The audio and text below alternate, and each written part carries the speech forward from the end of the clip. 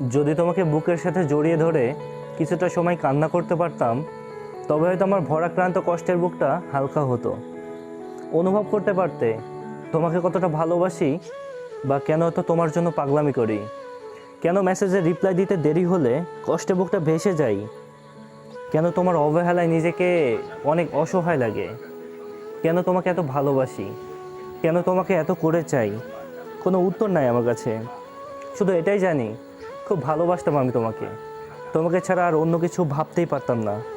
আমি কেন পাগলামি করি, কেন আমি পাগল, এটার উত্তরও আমার জানা নাই। তুমি বলতে ইমোশনাল হলে চলবে না, আমি বলি তুমি ছাড়া আমার চলবে না।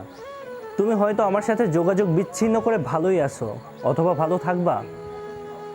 আমি তোমার সাথে কথা না বলে থাকতে পারি না। মনের মধ্যে জমে থাকা অস্থিরতা আমাকে শেষ করে দেয়। শুধু এইটুকুই জানি,